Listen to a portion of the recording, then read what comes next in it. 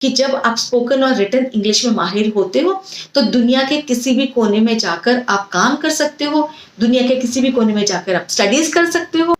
Hi guys, कैसे आप सब? आई होप आप सब अच्छे से होंगे, जिंदगी का भरपूर आनंद उठा रहे होंगे।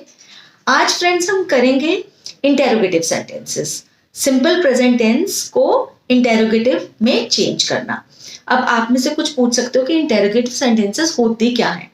इंटेरोगेटिव यानी कि क्वेश्चन फॉर्म वाले सेंटेंसेस, कि हमने उनको क्वेश्चन फॉर्म में चेंज करना है सेंटेंसेस को। क्वेश्चन फॉर्म जैसे कि अगर एक सेंटेंस है, वह अपना कमरा साफ रखती है, ये सेंटेंस मैंने आपको काफी सारी वीडियोस में करवाया है, तो उसका इंटेरोगेटिव होगा क्या वह अपना कमरा साफ रखती है, ठीक है। या फिर अगर ये कि मेरी बहन रोज बाजार जाती है, और उसका क्वेश्चन होगा क्या मेरी बहन रोज बाजार जाती है, ठीक है। तो ये होता है प्रश्न बनाना, किसी का क्वेश्चन वाला सेंटेंस बनाना, इसको बोलते हैं इंटेरोगेटिव सेंटेंसेस।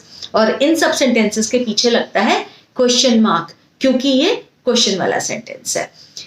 अगर आपने मेरी पहले वाली वीडियोस देखी हैं तो आपको पता चल रहा है कि हम किस तरह से आगे बढ़ रहे हैं। मैंने आपको सिंपल प्रेजेंट टेंस का कंसेप्ट बताया, उसमें नेगेटिव्स में कैसे चेंज करते हैं उसको वो बताया, और फिर प्रैक्टिस वर्कशीट कराई, और फिर उसके बाद उनका टेस्ट भी मैंने लिया, और आप में से काफी लोगों ने वो टेस्ट करके मुझे भेजे भी, और मैंने आपको उसका फीडबैक भी दिया कि आपके टेस्ट में क्या गलतियां थी और क्या गलतियां नहीं थी।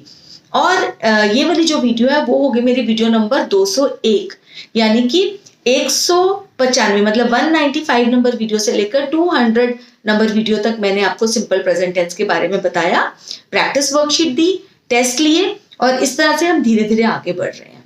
धीरे धीरे क्यों आगे बढ़ रहे हैं? वो इसलिए कि जो भी हम चीज करें वो अच्छे से करें। ये नहीं है कि एक दिन मैंने आपको एक चीज कराई, दूसरे दिन दूसरी, और आप पीछे आपको समझ आया नहीं और आगे जो है हम करते जा रहे हैं। तो इसलिए मैं आपको प्रैक्टिस वर्कशीट भी देती हूँ, इसलिए मैं आपको टेस्ट भी देती हूँ, ताकि आपको जो भी आप चीज करो वो अच्छे से करो, कोई भी आपको कोई भी डाउट ना रह जाए, इसीलिए कर रही हूँ।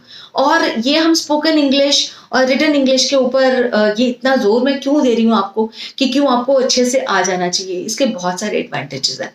जब आपको स्पोकन इंग्लिश में मतलब बोलने वाली इंग्लिश, मैं बताती रहती हूँ ना आपको कि अगर लिखने के लिए हम बोलेंगे अगर इज डू नॉट, तो हम बोलते हुए बोलेंगे डोंट, अगर हम लिखते हुए बोलेंगे डज नॉट, तो बोलते हुए हम बोलेंगे डजंट, कि किस तरह से आपको फ्लो में बोलना है।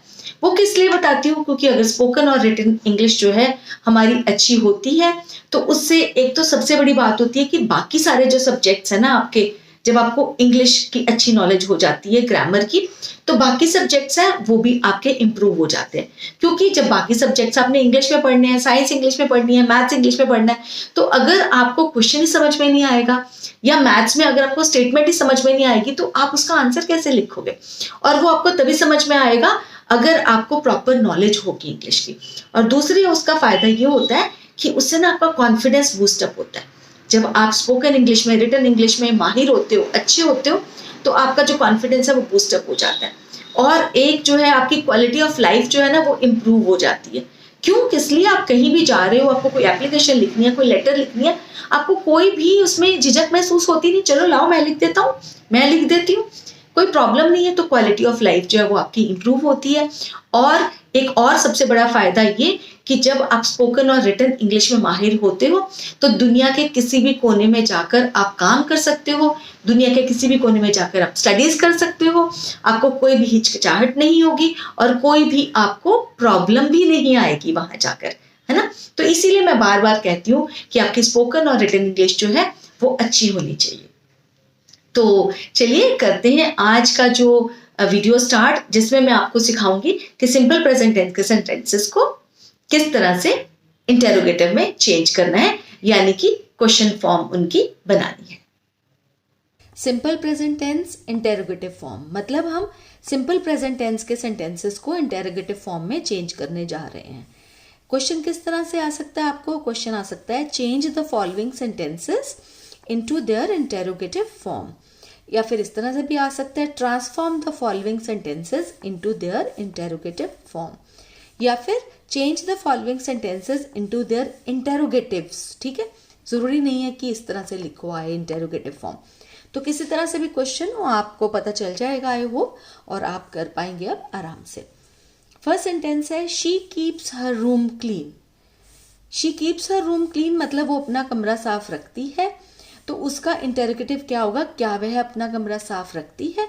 Does she keep her room clean, और साथ में आएगा क्वेश्चन मार्क एंड में। ठीक है, अब यहाँ पे डज क्यों लगा, आप सबको पता है कि जहां पर ही शी वन पर्सन होता है आई या यू को छोड़कर, वहां पर यहाँ पर वर्ब के साथ एस या ईएस लगता है। तो यहाँ शी था तो इसलिए कीप्स लगा, है ना। इतना तो आई होप आप सबको पता है, अगर आपने मेरी सारी वीडियोस पिछली वाली देखी हैं 195 से लेकर 200 नंबर वीडियो तक, कि शी के साथ कीप्स आएगा, सिंपल प्रेजेंट टेंस की बात हो रही है। ठीक है, शी कीप्स, जहां पर एस या ईएस लगा हुआ है ना आपकी वर्ब में यहाँ पर, वहां पर आप डज लगा देंगे यहाँ पर, और डज शी कीप, और उसके बाद कीप्स का कीप बन जाएगा। ये समझ लीजिए कि ये वाला एस चला गया यहाँ पे डज में। ठीक है, does she keep her room clean, question mark. ठीक है, अगले पे आते हैं यू कुक टेस्टी फूड, तुम टेस्टी खाना बनाते हो। ठीक है, तो यहाँ पर क्या आया, do you cook tasty food, और यहाँ पर डू आ गया। क्यों आया यहाँ पे डू, क्योंकि यहाँ पर वर्ब में एस या ईएस नहीं है। आप सबको पता है कि यू जब भी होता है उसके साथ एस या ईएस नहीं लगता है। तो जब एस या ईएस वर्ब में नहीं है तो यहाँ पे आ जाएगा डू, और अगर एस या ईएस यहाँ पर है वर्ब के साथ तो यहाँ पे आ जाएगा डज, और ये वाला एस जो है वो यहाँ पर आकर खत्म हो जाएगा, यहाँ पर नहीं लिखेंगे हम कीप्स। ठीक है, और यहाँ पे डू आया, डू यू कुक, यहाँ पे भी कुक था, यहाँ पे भी कुक ही है, क्योंकि यहाँ पर कुछ भी एस वगैरह कुछ ऐसा नहीं है जिसको हमने यहाँ पर ओमिट करना है। ठीक है, do you cook tasty food, क्या तुम टेस्टी खाना बनाते हो, आ गया पीछे क्वेश्चन मार्क, क्योंकि ये एक क्वेश्चन है। इंटेरोगेटिव फॉर्म का मतलब होता है question form. I go to market every day, मैं रोज मार्केट जाती हूँ या फिर जाता हूँ। ठीक है, तो आई के साथ आप सबको पता है कि गो लगता है, गोज नहीं लगता है। तो जहां पर नहीं लगा हुआ है तो हमने क्या लगाना है, do. Do I go to market every day. जैसे अगर किसी ने कह दिया कि तुम तो रोज मार्केट जाते हो, और आप बोलो क्या मैं रोज मार्केट जाता हूँ। ठीक है, क्या मैं रोज मार्केट जाती हूँ, तो उसके लिए क्या बोलोगे, do I go to market every day. ठीक है, do I go to market every day. या फिर आप जाते हो और किसी को बताना है तो आप ये बोलोगे I go to market every day. ठीक है, पर अब इंटरोगेटिव की बात कर रहे हैं तो इंटरोगेटिव पे ही रहते हैं stick. Do I go to market every day, क्या मैं रोज मार्केट जाता हूँ, क्वेश्चन मार्क लगाएंगे। ठीक है, रजत वर्क्स वेरी हार्ड, रजत क्या है, वन पर्सन है, तो उसके साथ एस या ईएस लगेगा, बिल्कुल लगेगा, आप सबको पता है कि लगेगा।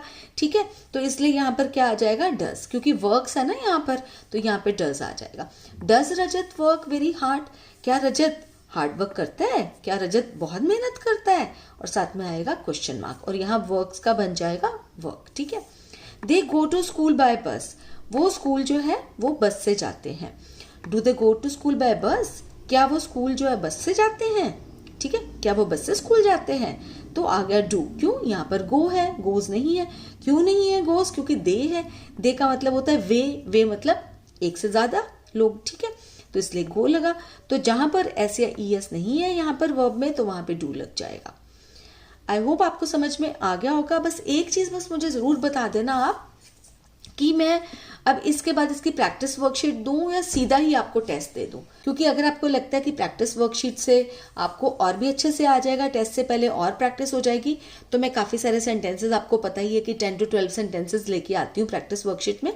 तो प्लीज मुझे जरूर बता देना कि मैं प्रैक्टिस वर्कशीट आपको दूं कि नहीं दूं, या फिर सीधा ही टेस्ट ले लूं। कमेंट सेक्शन में प्लीज जरूर लिख के बता देना ये बात। ठीक है, वीडियो अच्छी लगी लाइक के बटन को जरूर प्रेस कर देना, और शेयर भी कर लेना अपने उन फ्रेंड्स के साथ, कजन्स के साथ जो लगता है इससे बेनिफिटेड हो पाएंगे।